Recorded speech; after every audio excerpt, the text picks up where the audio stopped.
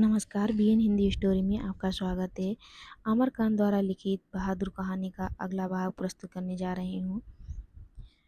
वह चुपचाप सुनता रहा, फिर हाथ मुंह धोकर काम करने लगा। जल्दी वह प्रसन्न भी हो गया। रात में सोते समय वह अपनी टोपी पहनकर देर तक गाता रहा। लेकिन कुछ दिनों बाद एक और भी गड़बड़ी शुरू हुई। निर्मला बहुत पतली पतली रोटियां सेंकती थी, इसलिए वह रोटी बनाने का काम कभी भी बहादुर से नहीं लेती थी। लेकिन मोहल्ले की किसी औरत ने उसे यह सिखा दिया कि परिवार के लिए रोटियां बनाने के बाद वह बहादुर से कहे कि वह अपनी रोटी खुद बना लिया करे, नहीं तो नौकर चाकर की आदतें खराब हो जाती हैं। महीन खाने से उनकी आदत बिगड़ जाती है। यह बात निर्मला को जच गई थी और रात में उसने ऐसा ही प्रयोग किया। वह अपनी रोटियां बनाकर चौके से उठ गई। बहादुर का मुंह उतर गया। वह चूल्हे के पास सिर झुकाकर चुपचाप खड़ा रहा। क्या हो गया रे? निर्मला ने पूछा। वह कुछ नहीं बोला। चल चुपचाप बना अपनी रोटियां। तू सोचता है कि मैं तुझे पतली पतली नरम नरम रोटियां सेक कर खिलाऊंगी? तू कोई घर का लड़का है? नौकर चाकर तो अपना बनाकर खाते ही रहते हैं।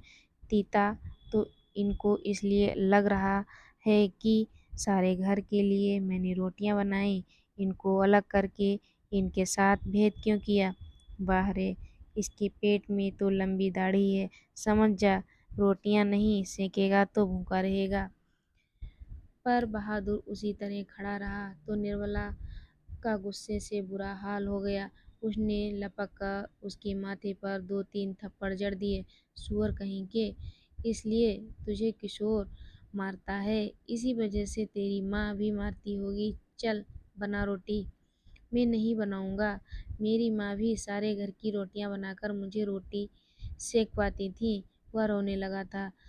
तो क्या मैं तेरी माँ हूँ कि तू मुझसे जिद कर रहा है, घर के लड़कों के बराबर बन रहा है? मारते मारते मुंह रंग दूंगी। पर उसने अपने लिए रोटी नहीं बनाई। मुझे भी बड़ा गुस्सा आया। मैंने उसको डांटा और समझाया, पर वह नहीं माना। रात भर वह भूखा ही रहा। पर सवेरे उठकर वह पहले की तरह ही हंसने लगा। उसने अंगीठी जलाकर अपने लिए रोटियां सेकीं। अपनी बनाई मोटी और भद्दी रोटियों को देखकर वह खिलखिलाने लगा। फिर रात की बची हुई सब्जी से उसने खाना खा लिया। लेकिन निर्मला का हाथ भी खुल गया था। वह उससे कुछ चिढ़ भी गई थी। अब बहादुर से कोई भी गलती हो तो वह उस पर हाथ चला देती। उसको मारने वाले अब घर में 2 व्यक्ति हो गए थे और कभी-कभी एक गलती के लिए उसको दोनों मारते। बरसात बीत गई थी। आकाश दर्पण की तरफ स्वच्छ दिखाई देता। मैंने बहादुर की माँ के पास चिट्ठी लिखी थी कि उसका लड़का मेरे पास मज़े में है और मैं उसकी तनख्वाह के पैसे उसके पास भेज दिया करूँगा। लेकिन कई महीने बाद भी उधर से कोई जवाब नहीं आया था।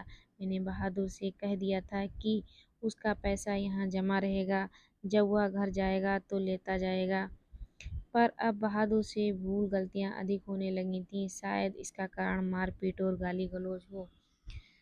मैं कभी-कभी उसको रोकना चाहता, फिर वह सोचकर चुप लगा जाता कि नौकर-चाकर तो मारपीट खाते ही रहते। एक दिन रविवार को मेरी पत्नी के एक रिश्तेदार आया।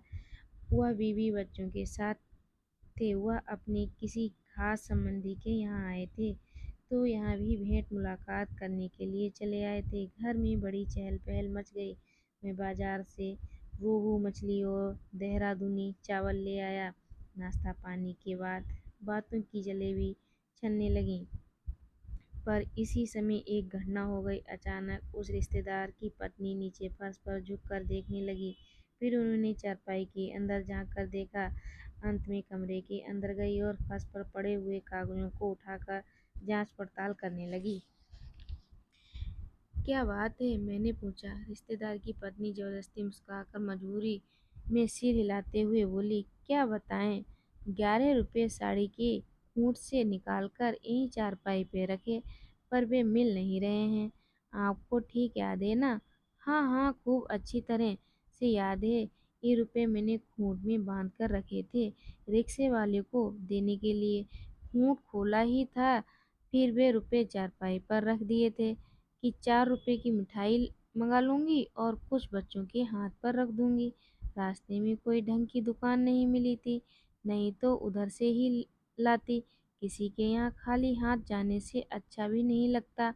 बताइए, अब तो मैं कहीं की ना रही।